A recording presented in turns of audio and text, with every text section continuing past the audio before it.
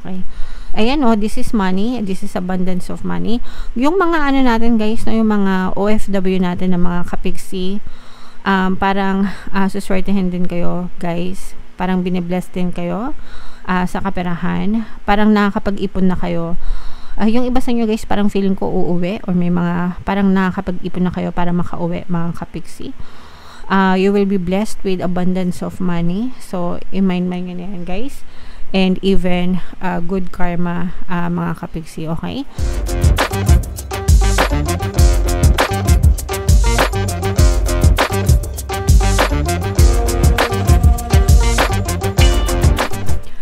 Hello guys, hello Sagittarius, welcome back to Pinoy Pixie Tarot. Ang pamagatang episode natin for tonight is full moon kapalaran guys, para ngayong August to September para sa Sagittarius, Sun, Moon, Rising, Sign, and Venus. General reading lang guys, pwede mag-resonate, pwedeng hindi, pwedeng positive, pwedeng negative mga kapiksi.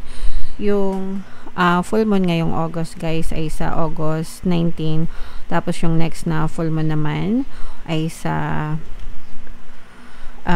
September 17 mga kapiksi. So ang reading na to ay para sa period na yan, and ang pamagat ng ating full moon ay Sturgeon Moon mga kapiksi. So unahin natin tong deck na to guys. Ito yung moon message para sa inyo guys. Adjustments are required. Yan.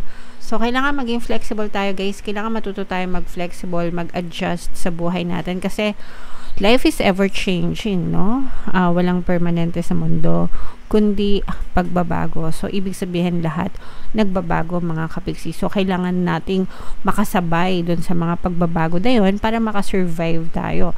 So, let's say, for example, kagaya nung unang panahon, wala namang internet, diba? Wala namang internet, puro papel, 'di ba?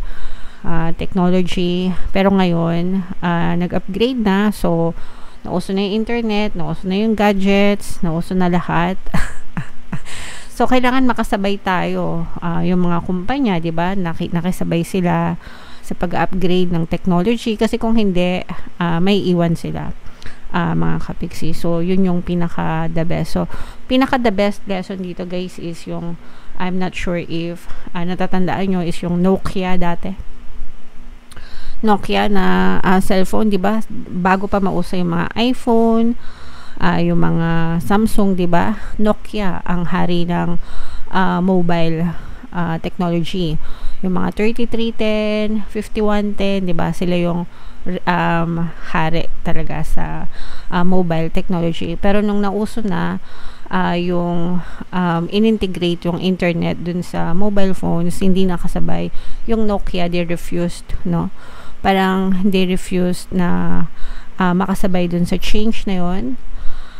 So napag-iwanan sila, and eto na, nag-boom na, diba? So yung iPhone, Android, kanyan. So yun yung ibig sabihin, adjustments are required. Sa buhay natin, kailangan nating mag-adjust mga kapiksi para makasabay tayo sa hamon ng buhay.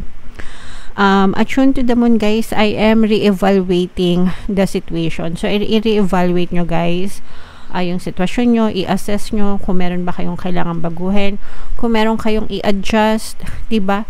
Para makasabay kayo. So let's say for example, baka nagtitindahan kayo tapos napapansin nyo tumutumal yung tindahan nyo, baka kailangan nyo pala ng delivery kasi halos lahat ngayon nagdi-deliver na. Baka kailangan nyo rin mag-post online, di ba, para pasukin din yung tindahan nyo, yung mga ganon mga kapiksi. So kailangan nyong makasabay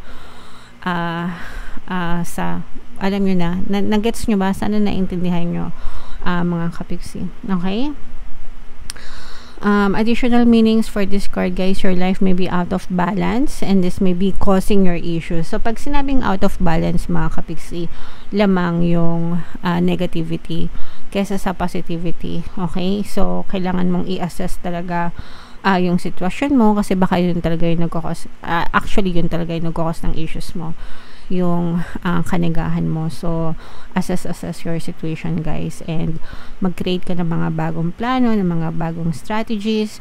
For some of you guys, something new and exciting is around the corner. So, lingon-lingon lang kayo. Baka hindi nyo lang napapansin, guys, yung mga pagbabago, yung mga bago, no, na pwedeng dumating sa inyo, guys. Trust may be required to move the situation forward. So, magtiwala lang kayo sa sarili nyo, sa sarili nyong kakayahan. Magtiwala kayo kay universe, mga kapiksi, diba? Trust the divine, trust the process, mga kapiksi. Alright?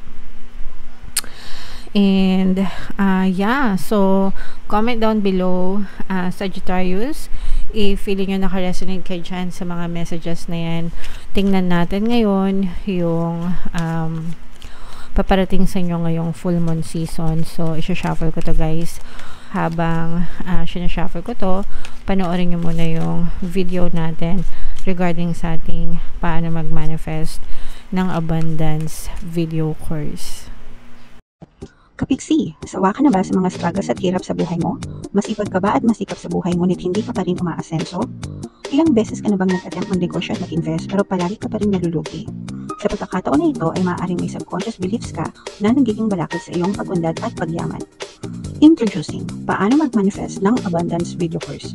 Dito ay matututunan mo ma-overcome ang mga balakid mo para tuluyan ka ng umunlad, umasenso, sumagana, maging matagumpay, successful at maswerte sa iyong kabuhayan, pera, trabaho, negosyo sa lapi at kaperahan ng bonggang-bongga. Dali, mag-send na ng email sa pinoypixie@gmail.com at simulan na ang iyong pagyaman ngayon.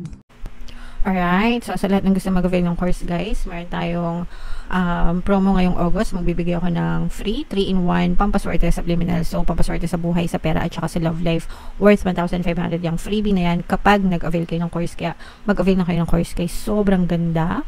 And meron din tayong bagong course, paano mawala ang third party at magkaroon ng harmonious na relationship para mawala yung mga kabit-kabit ng jowa nyo, guys.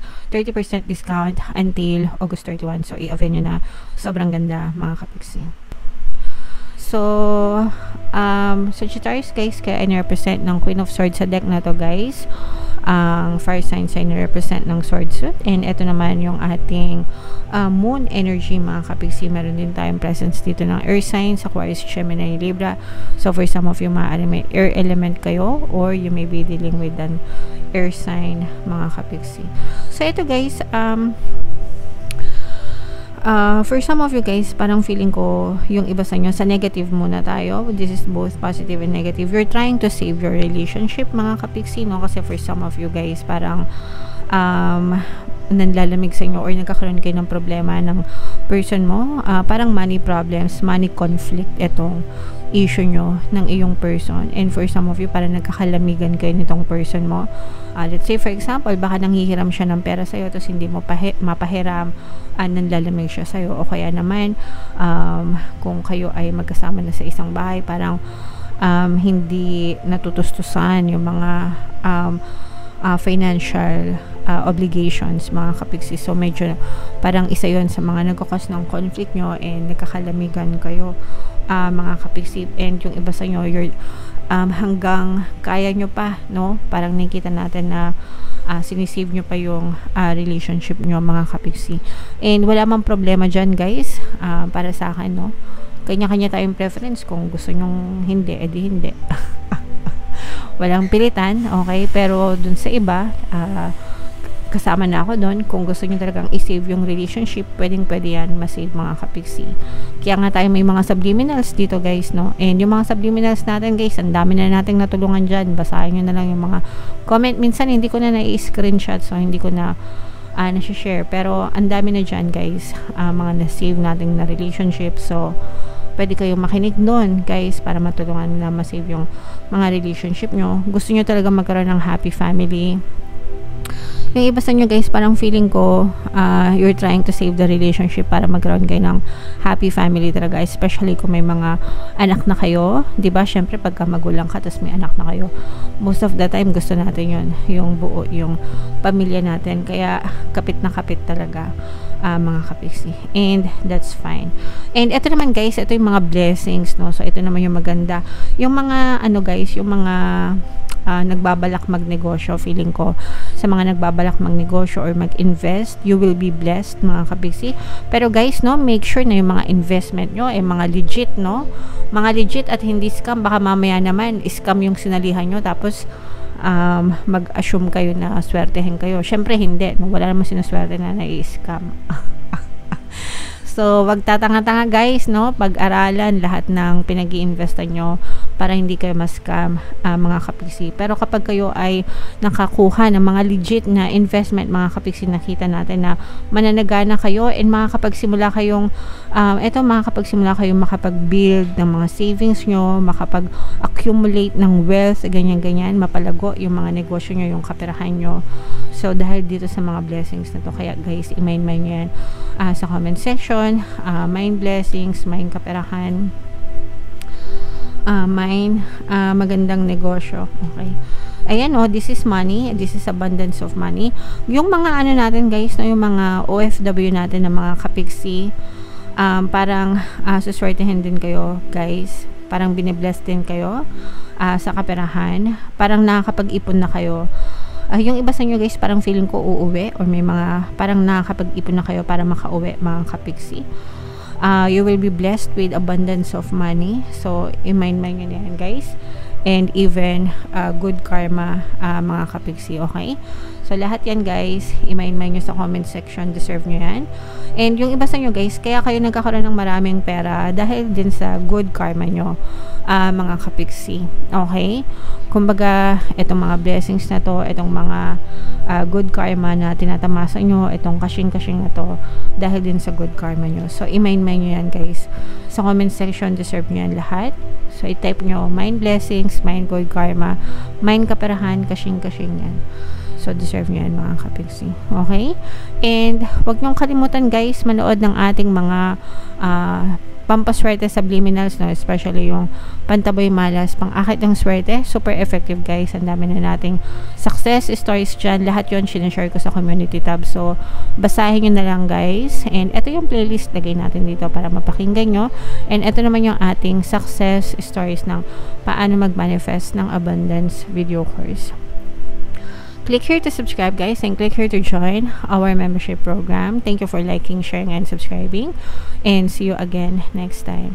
I love you all guys. Have a nice day. Bye bye.